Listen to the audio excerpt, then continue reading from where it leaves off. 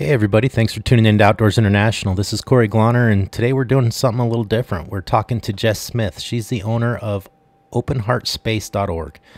And what it is it's a wilderness retreat for women, ran by women. It's in the Frank Church Wilderness. We just did a podcast with Steve Zettel. He does the float trips down the Middle Fork of the Salmon, and Steve is Jess's fiance. I haven't met Jess yet, just virtually online, but Steve and I are pretty good friends and we've known each other a long time. And I know really well the area where she's doing this retreat, and it's an amazing area. So if you have that special someone in your life, you're a woman who's outdoorsy and is interested in going on a wilderness women's retreat, this is for you. I think you're really going to enjoy it. And what an amazing gift this could be for your spouse or your wife or your girlfriend. This could be an amazing thing to send them on. So without further ado, here's Jess.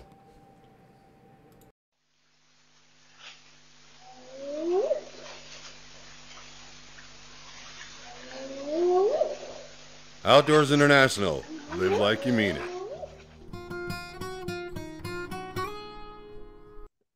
it. So Jess, why don't you tell us about your business, Open Heart Space. Open Heart Space. So okay. Open Heart Space is about the idea that if we are open-hearted and listening to that intuition that comes to us, we will live our best lives and really thrive. So I'm really all about kind of unleashing that creativity that we each have. You know, whatever business you're attracted to, whatever things in life that kind of light you up, I really believe that if we're all doing that in our own corner, it's going to make everything better. So Open Heart Space exists to give folks out an opportunity to explore that. Well, it's hard to argue with that. Yeah. I showed Tara this morning. I said, Steve and I at 7:30 this morning did a podcast on taking your family down the Middle Fork. Mm-hmm. And you guys got talking during or after that and wanted to do this one. And I looked at your site after you sent it to me and showed Tara. Mm-hmm. And it was instantly, it's like, man, you got to take your girls on this one. So sure. I thought it'd be cool to have her join us. Absolutely. For a woman's perspective.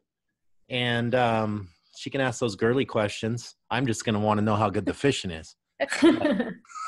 So it's pretty awesome back there. Yeah, I've been there. So where you're flying into Big Creek, you fly into Cabin Creek, I'm assuming, and then do the horses pick you up and take you across Big Creek, and you're not going to the camp they call the meth lab, I'm assuming. You're probably going down in the meadow in the cottonwoods. Is that right?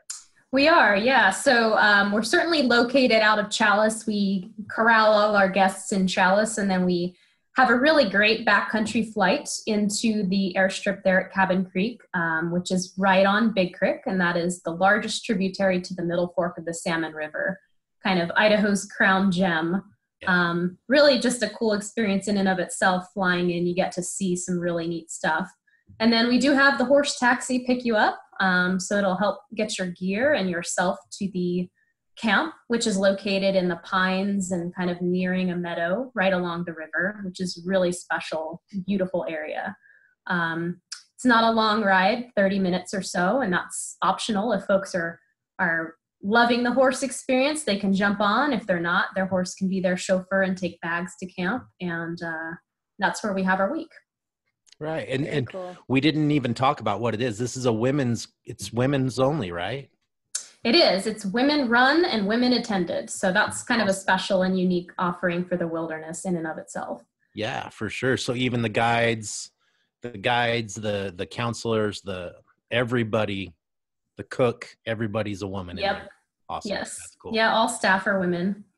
Yeah. Experienced backcountry ladies as we are. Yeah. How long you been doing it? Well, I would say about 5 years now, but I've been around horses and in the backcountry my whole life. I'm actually a transplanted East Coaster who moved west and am loving it. So I really want to be able to share that experience with others. Right. Well, cool. Very cool. Well, tell us about it. I don't know a lot yet. I just glanced at your website and she's all excited already, but We don't know a lot Yeah. yet. So assume we know nothing because we don't. Okay. So this is the Women in the Wilderness retreat. I kind of call it a retreat for the soul. We've got a lot of things that we're going to offer the gals who attend, but really it's about getting that time away from the hustle and bustle of everyday life and technology, getting to experience nature in a comfortable way. We're going to provide some skill building opportunities to really just kind of empower you. I think as women, there's a tendency to perhaps feel like maybe you need partners and you need a man around, and men are awesome to have, but I've learned from my man how to do a lot of this stuff. So, I want to be able to share that. And even just simple things like learning to build a fire and cook your meals over, a stove or a Dutch oven, and camp and sleep outdoors. Those are all really incredible things. And you won't be doing them alone. You'll be with a group of women and really bonding and creating that camaraderie and kind of a special 6-day experience. Okay. So that's the high level. Sorry. No, that's good. I was just going to ask if it was 6 days or 5 days, how long it was, but you answered that. So. Yeah. So 6 days, 5 nights. Awesome. So how big are your groups of women that you take at a time? That's a great question. So we like to keep it pretty intimate, so we're able to have that one-on-one experience and really create kind of a close-knit group. And we find that a group of 8 to 12 is kind of our sweet spot. Mm-hmm. And do you mix groups, or do you like somebody to come with 8 to 12 people in their group already? Oh, no, we're happy to mix groups. I've got some mothers and daughters actually who are planning to attend this year, which will be really, really neat. The daughters are, between 20 and 30. And so it's kind of a great time to reconnect with your mom and yourself and just have that time out. So I think that there's something special actually that happens when strangers get to spend that time together, learning and stepping outside of their comfort zone, but having like a really supportive group around you. So is it age specific? So you said is younger girls, is it something that's too difficult for them, or it's really not. It's not something that's age prohibitive on either end. I do think that for the most part we'd want gals who are probably 16 and up, but I'm open on that as well.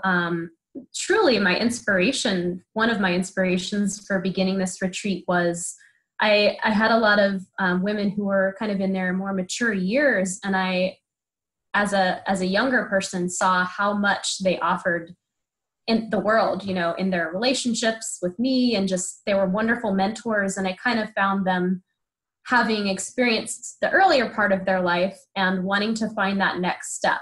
And I just wanted to find a way to provide them with this empowering experience. So, if they're kind of looking for what can I offer myself in the world in this next chapter of life, this is a great way to experience that and feel strong and empowered again. So sure. No age limit. Cool. Is it kind of a skill? Is it to teach skills, wilderness skills, all that, or is it more a Zen experience? It's really, I would say that it is, somewhat of a Zen experience. It's really something that, I'm looking to provide folks with a chance to get outside of their everyday. So, how often do we take even a few minutes to sit maybe in our backyard or in a peaceful place and just breathe? Even taking a few deep breaths is such a good thing for us. So that's really kind of the top shelf goal. But to really be able to allow people to get out of that day-to-day, learning some skills, showing them how to do some things that maybe they've never done, and feel confident about it, is part of making them feel at home in the wilderness. Right. So I would say that the skill building is not a mandatory thing or the focus of the retreat, but it's more sort of the vehicle that we're going to use for discovery and getting outside of our box and all of that. For example, last year, the the staff members and I provided an experience for our guests to learn how to pack a mule, which is That's cool. difficult, even if you're a, lifetimer in the backcountry. And, to see some women out there wrapping up stuff and putting it on a big mule and making their way to camp was both really cool and just fun and freeing. So yeah, that's just an example. Yeah, that's super cool. Yeah, I've packed my whole life, but I've had about probably 10 years now off. And last year I was packing out an elk and I struggled. I couldn't remember anything. I was blown away how rusty I was. All those knots. Yeah, it's not an easy skill. It really isn't. Yeah. No. So that's cool. So what's the typical day? What do you do from sunrise to sunset? What's the typical day look like? Definitely. So we do kind of flow throughout the week.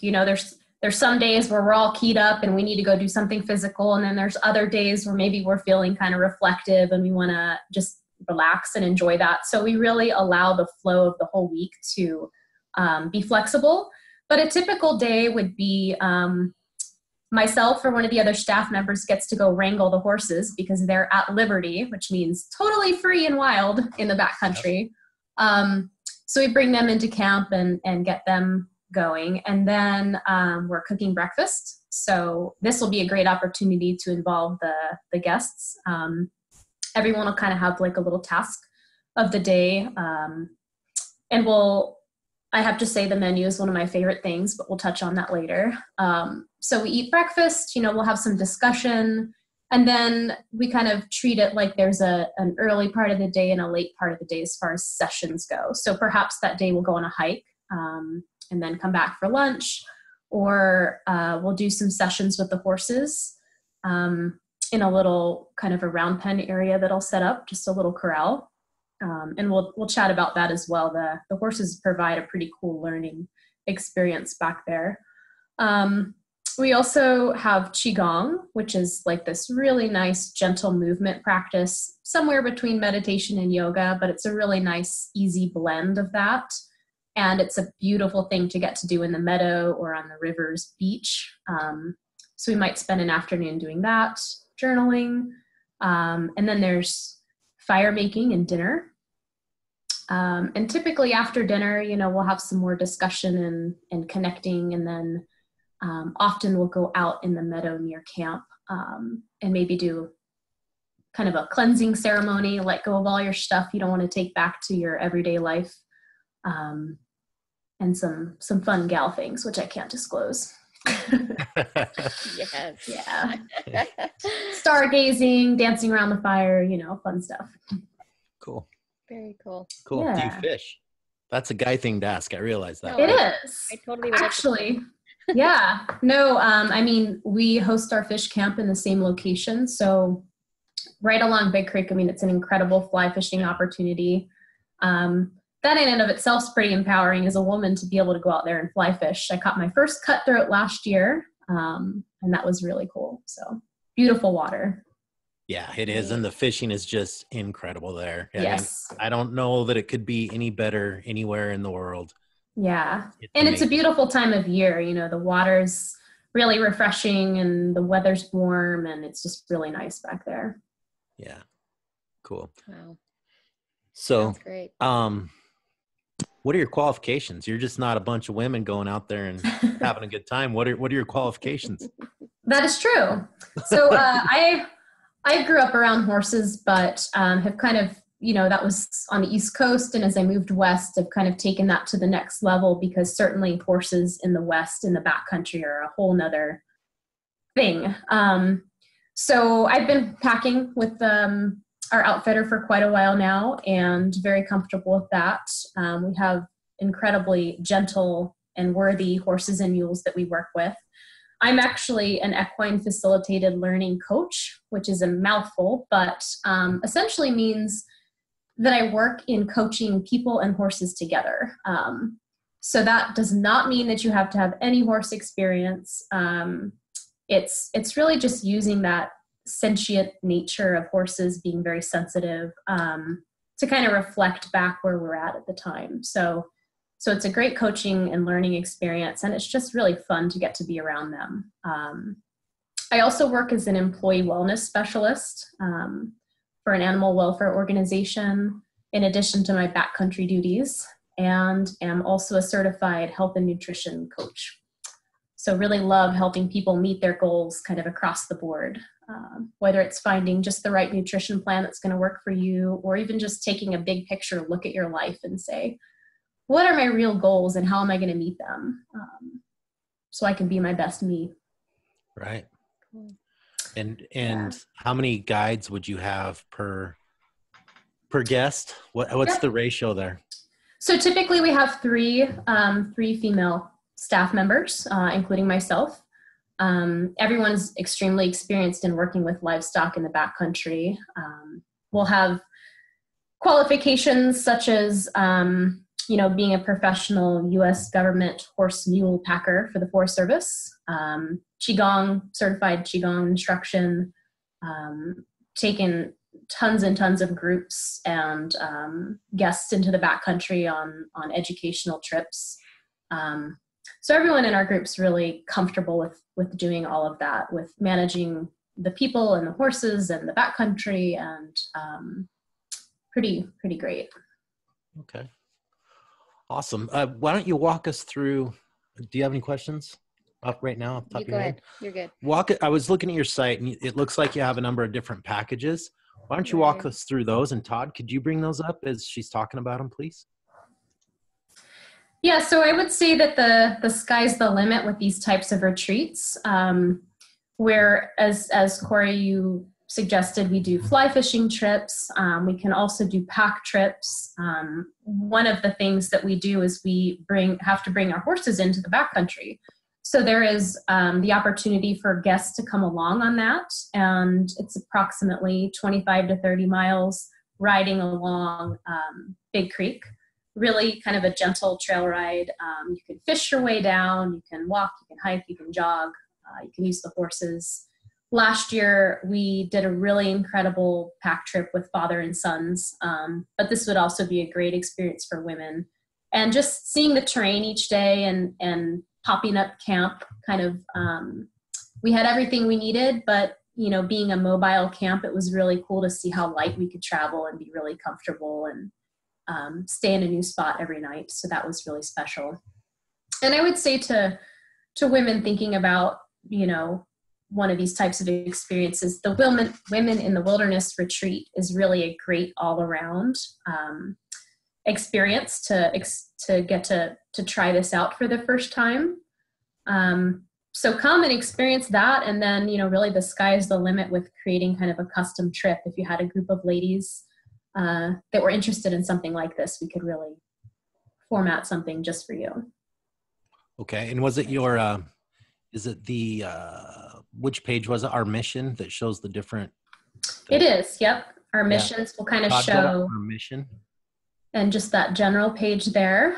And how do you say that? Qigong? Qigong. Yes. Qigong. Like your qi, your energy. Gotcha. Okay. What I really like about that practice is that so many of us who have any interest at all in meditation or mindfulness, it's such a challenge, right? To sit still and kind of wrangle your mind.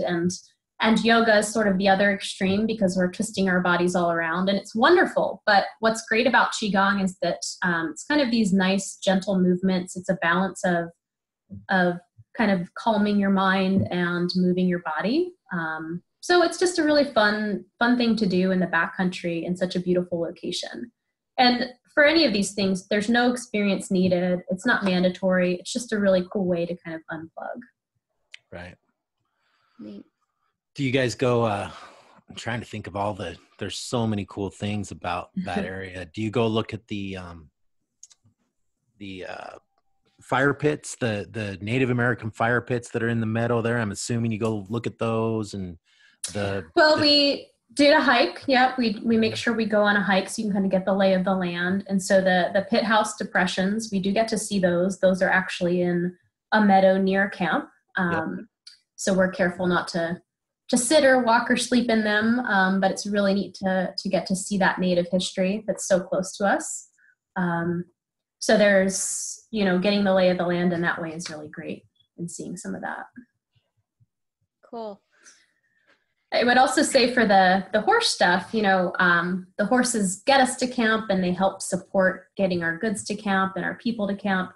And then they kind of do their own thing. They get to be free range ponies for the time. They get to go graze, and they just kind of mill around camp, which is, horses and women, it's a thing, I tell you.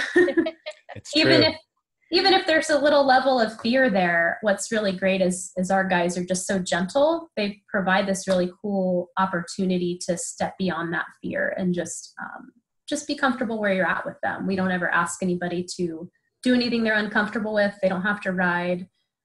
But with the equine coaching, it provides an experience where we have one person and one horse kind of in the corral. It's a nice big corral. And we ask them to just be present in their body and just hang out. And you may think that you're being really macho and it's good and you're going to be a leader, and the horse is like, shh, I'm good. I'm going to hang out over here and eat some grass.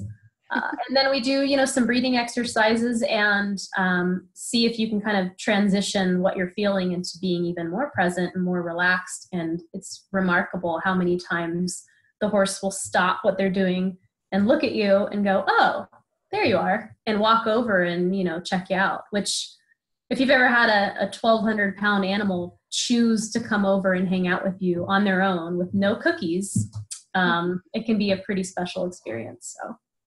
Yeah, cool. Yeah. So our audience is mostly men, mostly hunters, actually. Yep. So most of the guys listening to this podcast right now are hunting men.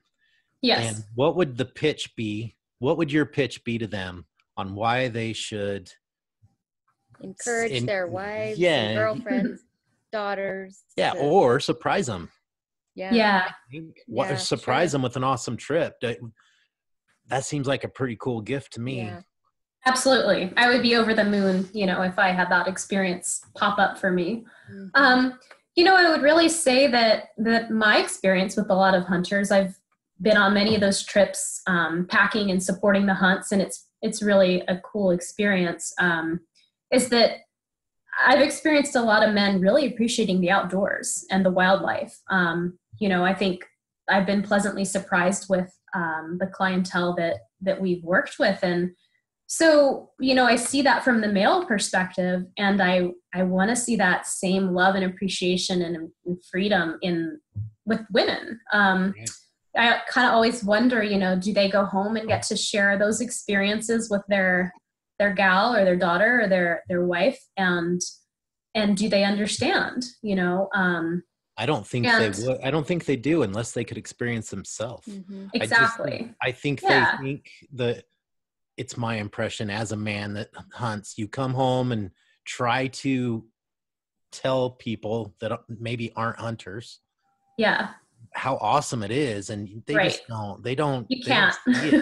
They think you're just out there trying to kill an animal. And really that's a small, tiny portion of it. So. Well, and there's a couple of interesting points on that. Even hunter to hunter, can you ever really appreciate someone else's experience if you haven't gone there? Not really. And this isn't going to be a hunting experience, but it's going to be an experience of introducing you into the wilderness and getting to see this really cool place that women are totally welcome in and can thrive. The staff members and I, that's our primary mission, is to allow the guests to feel at home to the best of their ability.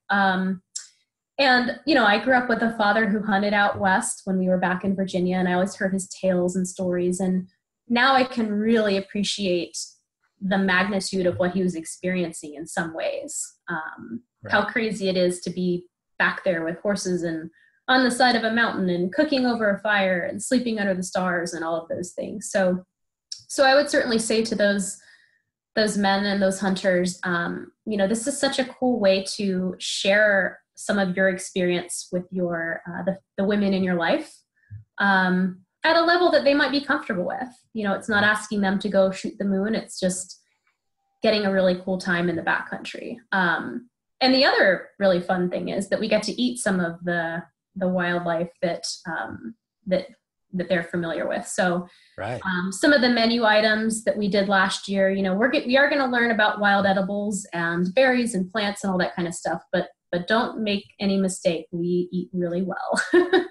We actually, last year I caught a salmon up in Alaska, and so we brought that on the Women in the Wilderness retreat and had fresh grilled Alaskan salmon. It was like 2 weeks ago. It was swimming in the rivers up there, with Awesome. wild rice and delicious salads. We also do like an elk steak night. So you're not going to be eating any healthier and more delicious than we do back there. Are there any morels in the cottonwoods there? I would assume there are. I never looked though when I was back there. Yeah, I imagine there are. I haven't found them in that location, just depending on the season, but there's so much. I mean, there's tons of fresh berries and greens, and so we have fun making different stuff with that, and then also wild game and just eating clean for a week. It's kind of feed your mind, feed your heart. What about wine? I'm assuming you girls have wine. We definitely can bring wine. Yes. Yeah. Wine, beer, all of it. Yeah. Yep. Okay. So I'm just curious And of coffee. And coffee. Oh, Yay. coffee, Yeah, good. When your season starts and when it ends, as far as the time of year. That's a good question. So primarily for these types of trips, we're looking at August. It's a great overlap from our float trips. So we have the river season is starting to wind down a bit. We still have several trips going on at the same time, which are another great experience. And then the hunts start up in September. So this is a great time to utilize our location on Big Creek there with the horses and the fishing and all of that. And the Women in the Wilderness retreat in particular is from August 17th to the 22nd of this year. Okay. So you're just doing one. You're just doing one a year right now. We're doing one with these specific focuses, but there are several weeks that can also be utilized pretty much, like the first week of August, second week, third week, and so on. With other trips just like this, we can do a second trip. We can tailor it more to fishing or packing or different things that people would want. Okay. Yeah. Okay. I'm going to go back to something I may be beating the dead horse, and at the risk of sounding sexist, which is not my point. I think that men and women experience, we're different, and we experience things differently. And I think that hunting, to a lot of men, to me, is kind of a spiritual thing, and I get to experience that it's a spiritual experience for me. And I think women experience something like what my aunt goes on. She's gone on a bunch of survival trips, and they're somewhat along the lines of what this sounds like this is. And for her, that's her wilderness spiritual experience. And that's how, do you know what I'm trying to say? Mm-hmm. I'm not accentuating what I want to say very well, but no, I would beg to differ. I think you are. I mean, if I'm not mincing words, spirit is all about, what we do here for the Women in the Wilderness.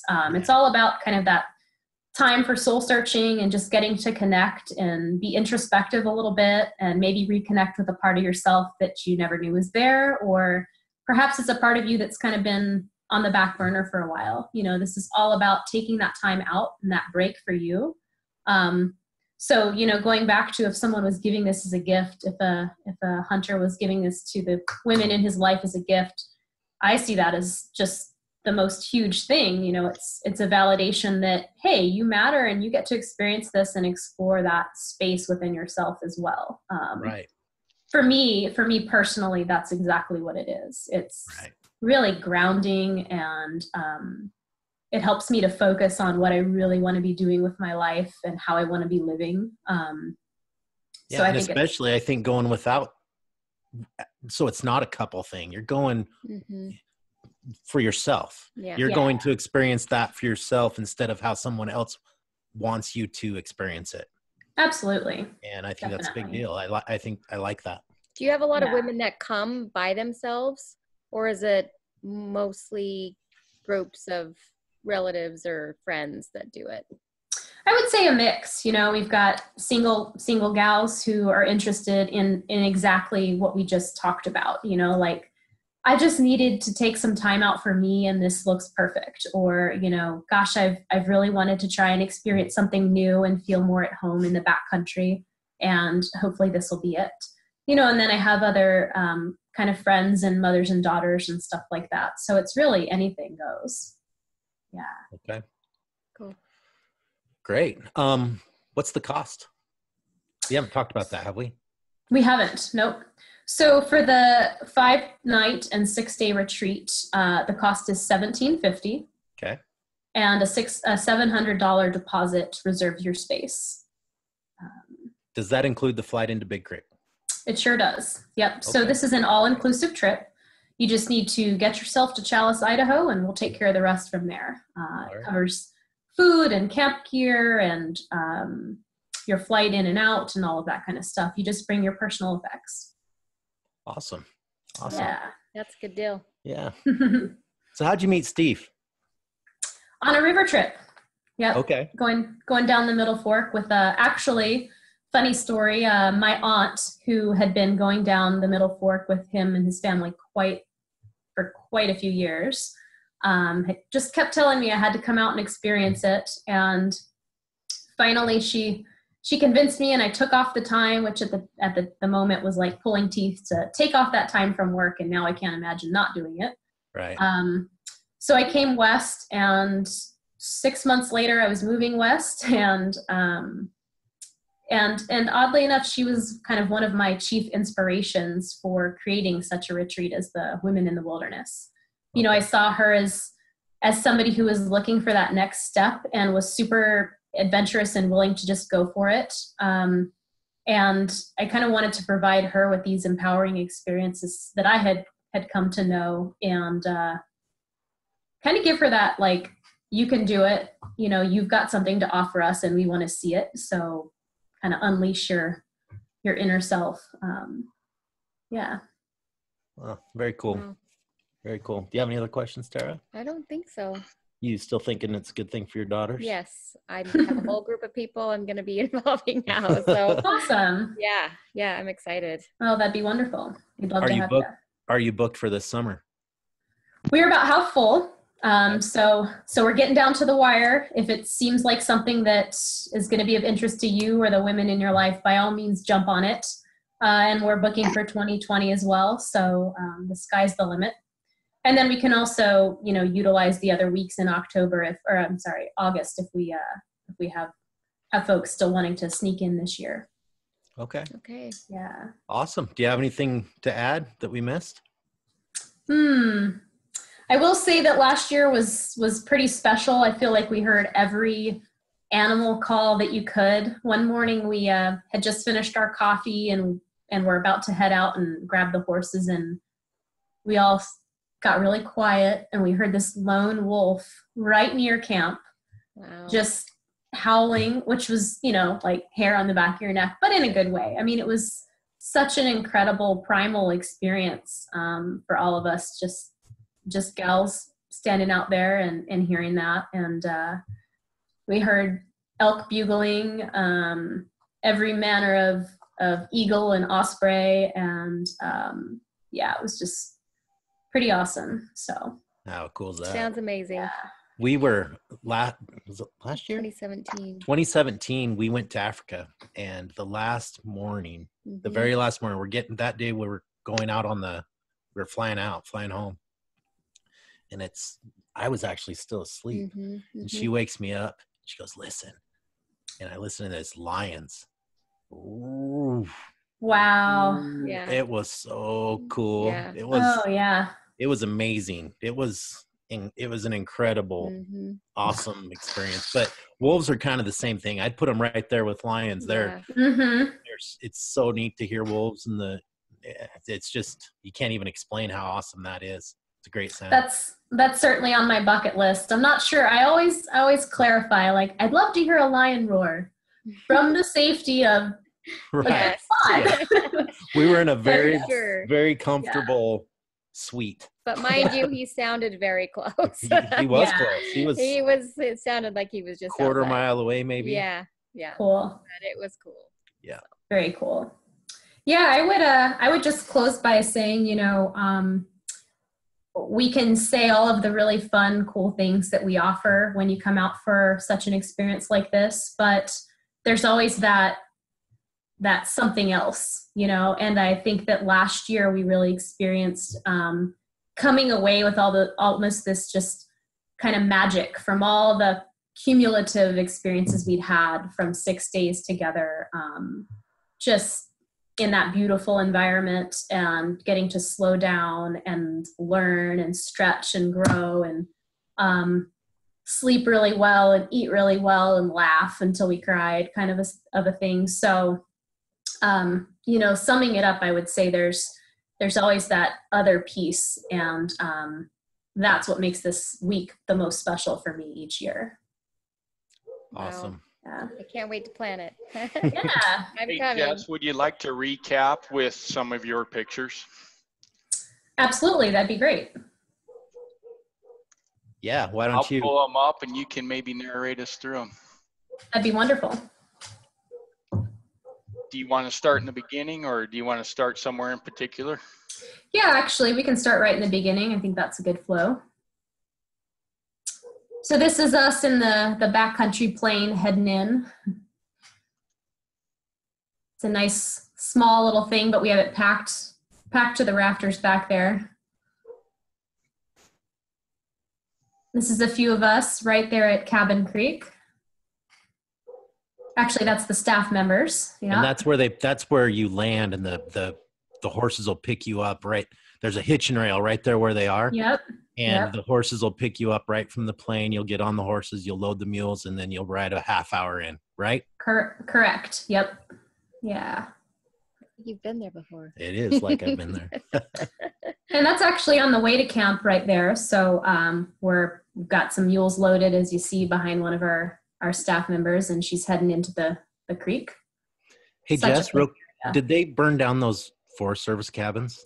They did. Yep. In their attempts to make it more wildernessy. Yeah. The jury's out on how everybody feels about that, but that's I have mixed feelings. So this is a really beautiful meadow. We call it Indian Meadow, right near camp, and there's some really neat history there with the pit house depressions. It's just beautiful. It's really peaceful in the morning and at dusk. Amazing.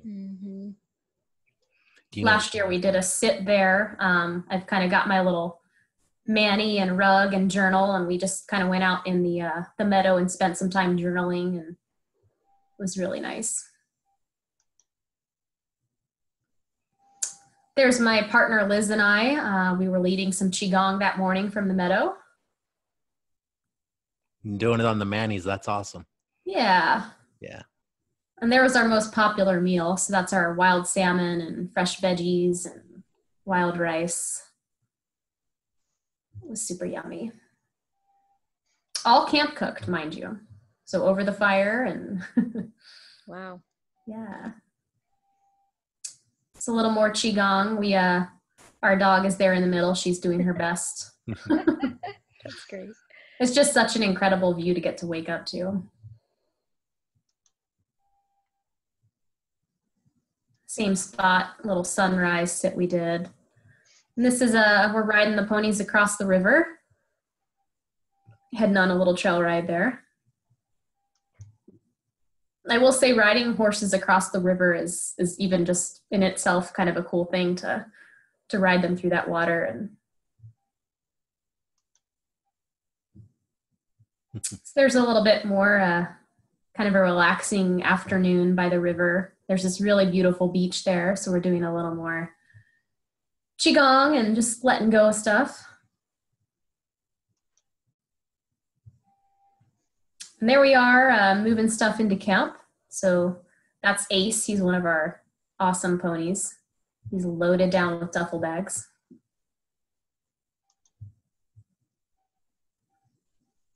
And this is kind of fun.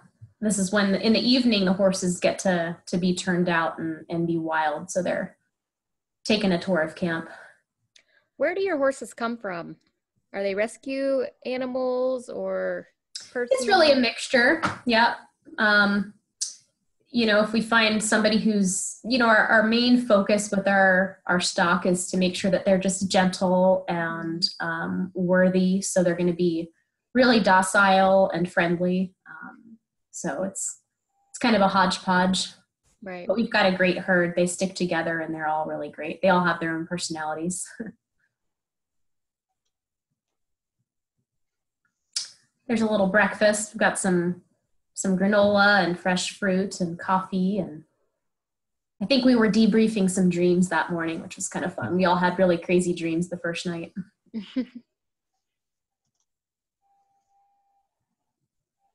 This was a really fun hike. We actually went up Big Creek towards the trailhead, which is, like I said, about 25, 30 miles away. We just did a few miles that day, but there's a really incredible cave, which we went up into. And actually, we swam in the river, which was a big step for some of us. It was very refreshing after a hike. And I found a big bull trout that swam away from me when I jumped in. Cool. The view from the cave. It's just such a pretty area to be in, kind of going along the trail there. And I think that was a little praying mantis we found. Yeah, this is people. It's tough to appreciate how remote this is. This is truly probably the most remote you can get in the lower 48. It is, in fact. So Big Creek is sort of the epicenter of the Frank Church River of No Return Wilderness, which is one of the largest wilderness areas in the lower 48. So to be able to say that you spent time back there is not something everyone can say. So I encourage you to do it. This location actually is this really beautiful spot along Big Creek, and it was part of the pack trip that we did last year. So we got to camp right there, and there's this really gorgeous meadow and kind of a bend in the river. Really special.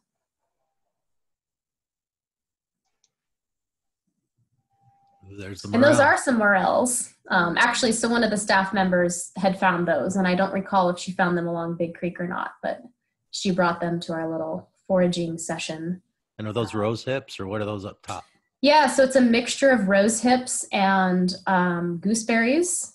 And then we've got some wild mint and some pine. And we made a tea out of the berries and the mint, which, ironically, as a health coach, it's tons and tons of vitamin C in there. So just a really nice, yummy tea that you can make kind of at any backcountry location where you can find that stuff. And, if you were back there and you wanted to up your vitamin C, there you go. I used to do it all the time. Yeah. So this is a picture of our glamping tent. We are going to be doing skills, but we're going to take really good care of you. So we've got these really spacious tents. I mean, you can stand up and put your arms over your head. They're really nice and roomy. We've got cots and sleeping pads, which are really plush. So I always say I never sleep so well as in the backcountry. It's pretty cozy. And a few fly rods there. That's one of our ponies, Bailey. She's super sweet, doing a little journaling next to her there. And that's Pink. She came over to investigate. She's another one of our mares.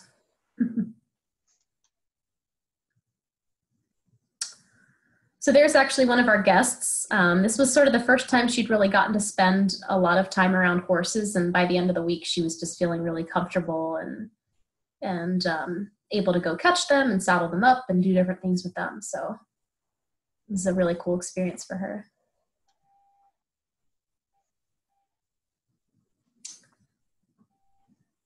And there we are, kind of heading back up to Cabin Creek.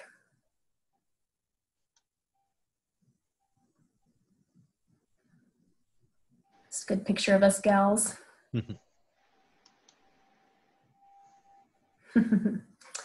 We're actually standing in front of one of my favorite horses there. His name's Duke. He's just a really incredible horse to be around. He's kind of got this nice quiet leadership amongst his herd, which is really fun to just observe. I've always really enjoyed watching him kind of gather them, so I feel like even as women learning a little bit about our leadership style, he's a great teacher. I've seen him just kind of give somebody the eye, and they're like, "Okay, I'm doing what you want." Very subtle and gentle. So this is a fun testimonial from one of the gals who attended our retreat. I think she really got a chance to get away and do a little bit of healing. You know, she was at a transition in her life, and getting some time out was really important for her.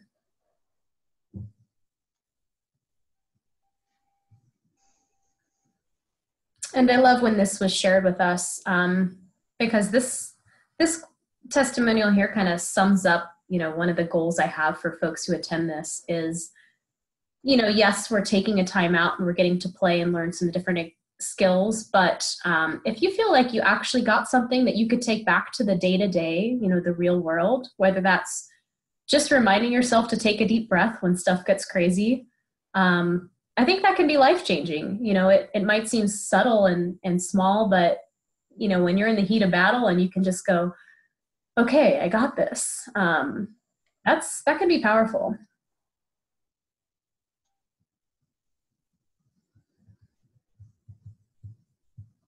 So here they're speaking about the horses just getting to experience how kind of emotionally powerful and healing they can be, which again is really great. Sounds like horses are the center, the centerpiece of the whole experience. Would you agree with that? You know, in the sense that they're this great backdrop and vehicle, and they're a group of great teachers. Yes. Yeah. You know, the heart of it is really still kind of the wilderness, but I'm not sure that I could share the wilderness in the same way without the equine experience, you know, because they're part of that fabric that makes up being able to be back there, and kind of this empowering part of it as well. So, you know, I would say for anyone who's not experienced or uncertain about horses, you know, don't look at it from that perspective of, oh, I suddenly have to do this. It's just, they're part of it, and they create this really great vehicle for learning. And they're awesome. Yeah, they are. Yeah. They're very cool. Anybody have anything to add, Tara? I'm just excited. I'm ready to go, like, right now. Todd, do you have any questions? You've been listening in. I have been listening in, and I think my wife and daughter would love that trip as well, for all the reasons you guys discussed. Yep, I agree. Cool. I agree. Well, the more the merrier. We definitely want this to get out in front of people who would appreciate such an experience like this. And I think a lot of hunting wives or daughters, or, you know, anyone who's kind of connected to that world could really benefit from some fun like this. I absolutely agree. Do you have fish camp going at the same time? Probably not. Not at the same time, because we want to provide that exclusive all-women trip. Right. But we do have fish camps happening before, a week before. So got a couple of those planned for this year. A lot of repeat clients. Once they get a taste of it, it's hard not to have that be part of your year. Yeah, for sure. So that's fun. For sure. Yeah. All right. Well, I think we kind of covered it. Yeah. Excellent. Awesome. So if you'd like to know more about it and get in touch with Jess, just come on over to Outdoors International. We can get you right in touch with her. Just look us up online. We offer trips all over the world. We'd love to help you. Also, give a listen to the podcast that we did this morning with Steve on why you should take your family floating the Middle Fork of the Salmon. Absolutely. Absolutely. What's your take on that? That's about the best trip in the world. I want to go. I got to take her. Yeah. Well, I think the heart of the conversation was how it's a life changer, and seeing as I'm marrying Steve and I moved west and don't plan to go back, I would have to agree with that wholeheartedly. But, you know, also just from the sense that it's such an incredible freeing thing to be on the river for those 6 days, 100 miles of river. Again, you're in the heart of the wilderness. You're not by yourself. You're fully supported. So it's a really relaxing way to experience such wildness. And if you haven't done that before, it for sure is a life changer. And even if you have, every year is different. So yeah. It's like living in a documentary for 6 days. yes. Well, we do need a honeymoon still. So. Yeah, we do. There you go. I'm down. Yeah. Sounds good. All right, guys. Wonderful. I think we can wrap it up. Thanks for listening, and go to Outdoors International if you're interested. Men, Great. have your wives listen to this, or just surprise them. Yeah. That'd be even Surprise better. 'em. Yep.